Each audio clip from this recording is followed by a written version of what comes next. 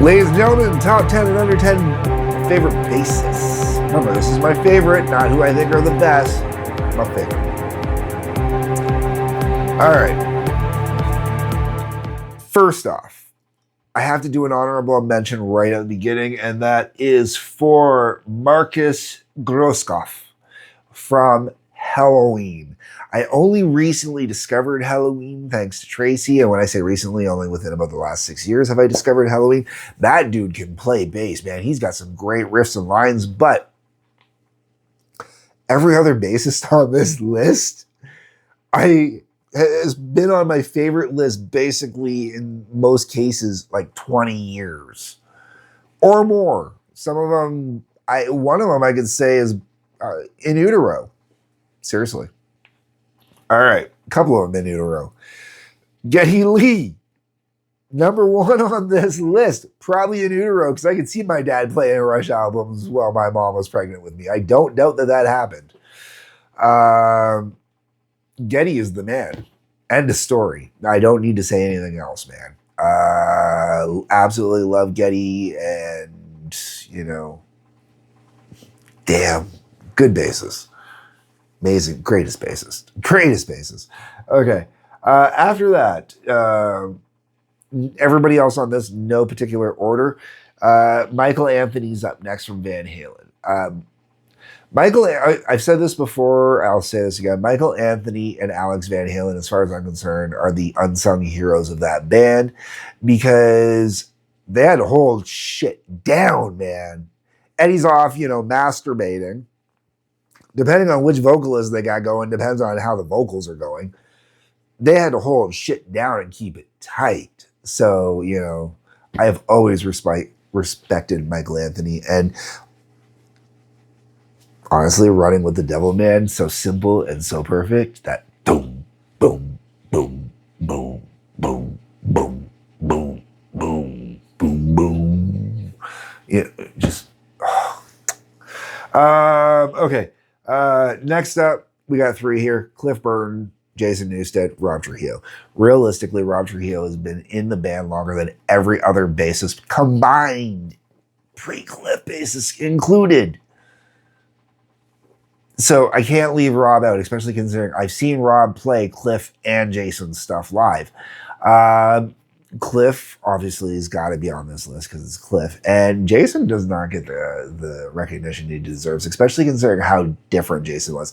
And I saw Jason live as well, so I'm not leaving any of them out. They're all going on here together. It's the Metallica bass section that did more than one album or demos. Because I'm not trying to argue and justify Bob Rock on Saint Anger. Okay. Steve Harris, Iron Maiden. Okay, we are talking the man that developed the heavy metal gallop. End of story. That's it. Don't need to explain more than that. Steve Harris has to be on this list. I should mention, I don't know if people realize this or not. Guitar is the only instrument I don't call myself an instrument player in. I will call myself a vocalist. I will call myself a bassist. I will call myself a drummer. Generally, don't call myself a guitarist. So a lot of my choices on this list are honestly basses that really influenced me. And I took a lot of stuff from when I was learning how to play bass.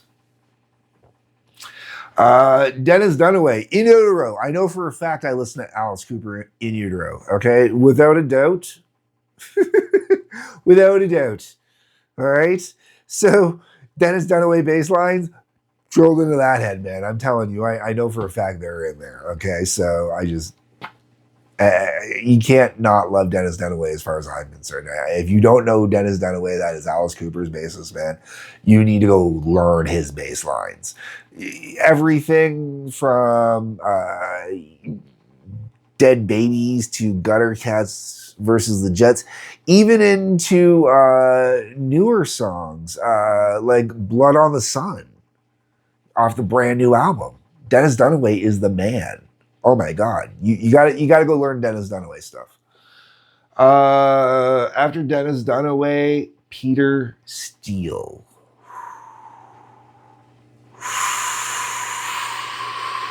Ooh, man, Peter Steele. Ooh. Love Peter Steele. God bless. Miss you, Pete. Losing out on Peter Steele's, God, what, 2 decades ago now almost? Or at least, or something like that, man. And tragic. It was too early. So many awesome bass riffs lost out on. So many awesome bass riffs. It's so dark. Man, he's the reason I picked up a 5 string because he's what taught me that it's just easier to buy the 5 string than it is the downtune. The damn, even though he downtuned every time, but it was just easier. Just like it's easier to buy a leather strap than it is to try and play with a steel chain. That's just stupid. Looks cool, but it's stupid. Okay. After that, we get into John Paul Jones.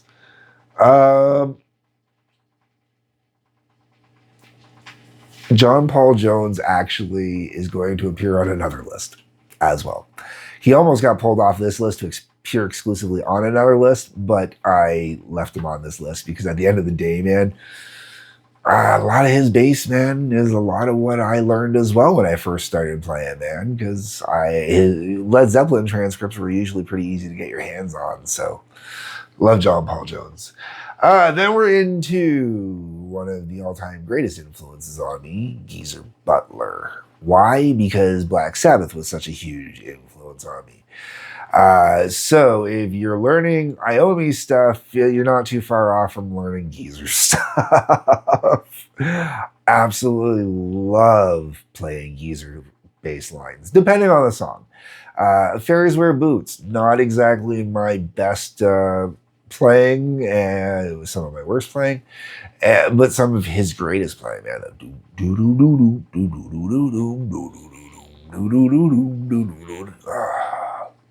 So good.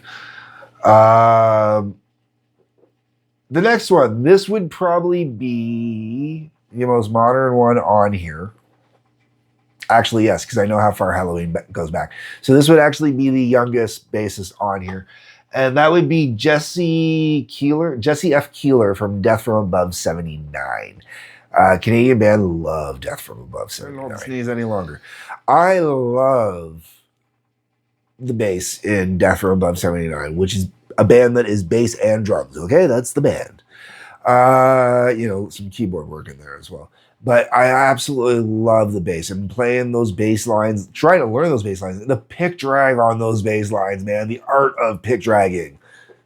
Totally learned from Death from Above 79, man. Because it's not the typical long down sweeps. It's, actually using it to play as you're going and get, the individual notes as you're going, and just brilliant. And then finishing off here with Duff McKagan. I love Duff McKagan.